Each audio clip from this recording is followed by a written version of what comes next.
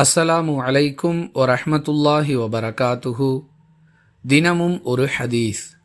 உங்களில் ஒருவர் இமாமை முந்திக் கொண்டு தம்முடைய தலையை உயர்த்தினால் அவருடைய தலையை கழுதையின் தலையாகவோ அல்லது அவருடைய உருவத்தை கழுதையின் உருவமாகவோ அல்லாஹ் மாற்றிவிடுவதை அஞ்ச வேண்டாமா என்று அல்லாஹுவின் தூதர் ஸல்லல்லாஹு அலைஹி வஸல்லம் அவர்கள் கூறியதாக அபூ ஹுரைரா ரதியல்லாஹு அன்ஹு அவர்கள் அறிவிக்கிறார்கள்.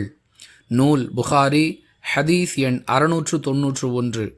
அன்பிற்குரிய அல்லாஹுவின் நல்லடியார்களே, ஜமாத்தாக தொழுபவர்கள் இமாமை பின்பற்றி தொழ வேண்டுமே தவிர இமாமை முந்திக் கொண்டு செல்லக்கூடாது.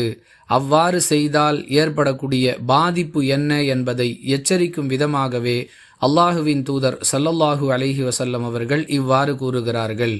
இமாமை முந்திக் கொண்டு ஒருவர் தம்முடைய தொழுகையை அமைத்து கொள்வாரேயானால் அவருடைய உருவத்தையே அல்லாஹ் கழுதையின் உருவமாக மாற்றிவிடுவான் என்று எச்சரிக்கை செய்யும் விதமாக இந்த ஹதீஸ் அமைந்திருக்கிறது. எனவே எல்லா நிலைகளிலும் நாம் அல்லாஹுவை அஞ்சக்கூடியவர்களாக நம்மை ஆக்கிக் கொண்டால் நம்முடைய வணக்க வழிபாடுகளும் சீராக இருக்கும் என்பது இந்த ஹதீஸ் நமக்கு சொல்லக்கூடிய பாடம். புரிந்து நடந்து கொள்வோம். வாஹிரு தஅவானா அனில் ஹம்துலில்லாஹி ரப்பில் ஆலமீன். அஸ்ஸலாமு அலைக்கும் வரஹ்மத்துல்லாஹி வபரகாத்துஹு.